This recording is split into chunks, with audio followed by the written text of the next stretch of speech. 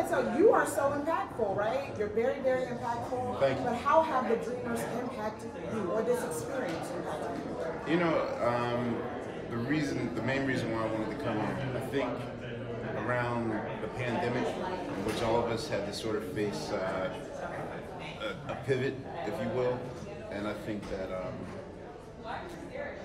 because I lived a life where I was always in fight or flight, and you know, kids that look like me and were my age weren't allowed to dream or fantasize, like that was seen as silly. And you know, from the hip hop generation, it was basically like hustle, survive for the day, make it through the week, first and 15th. And you know, you kind of go through life with an invisible, expired time clock. And you know, I really wanted to change the narrative on that. And I think that we're just now allowing ourselves to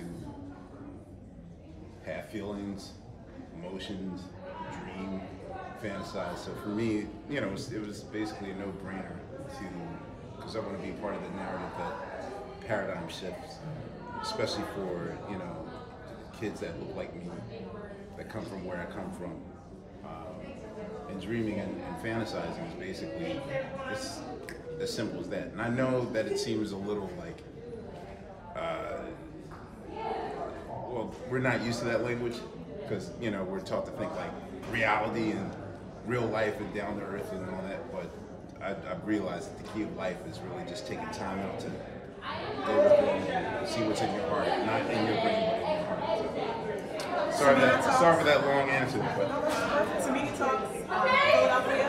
So to the kid that's sitting at home in West Philly, wanting to come to Dreamers Academy but afraid to apply, what's your message to them? I know this is easier said than done, but fear. There's certain keywords that you just have to sort of get rid of in your vocabulary. Fear is one of those things. Also, maybe, try, can. You got to go from I am to. You got to go from am I to I am, and you know, take it from me. Like who was more afraid of his shadow? Even as Questlove and everything that I've achieved. I would say maybe 2 to 3 years ago, I just decided that, you know, like, you have to get rid of your fear. You know, oftentimes we manage other people's expectations of us instead of listening to what's in our heart. So I highly encourage them to take that step forward because it's that easy. So. Sharon of Mix 92.3 in Detroit. Yeah, what up, So we're here, what up, though? Disney Dreamers Academy, yeah. We're taught to dream big. Mm-hmm. Was being an Oscar winner a part of what you ever dreamt of as a boy and started doing music?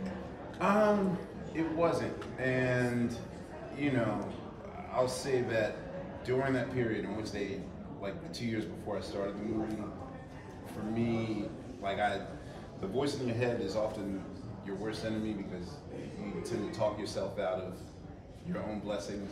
So instantly they were like, well, we know this is up your alley, you know this music's like the back of your hand, make a movie. And I was like, well, let me give you the reasons why I shouldn't. I never went to college for film school and da-da-da-da.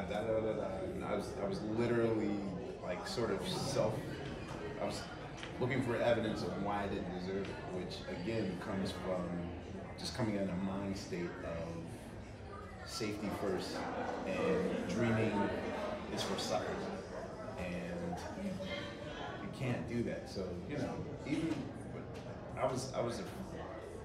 I had fear and trepidation all throughout that beginning process. And once you really get over that, and it's as simple as you programming yourself to. It takes 30 to 40 days to start a new habit. So for me, yes, it's even talking to yourself in the mirror and saying, I have achieved this, I'm successful at it, like doing that, like manifestation exercises. So, you know, but more than just saying it, like I'm kind of trying to be a living example of it, because I think people more or less look at your life patterns and what you do as opposed to like me giving you the finger of this is what you should do. No one wants to be preached to, so I'd rather just be an example. All right, thank you everybody. Thank you. Thank you guys. Great job.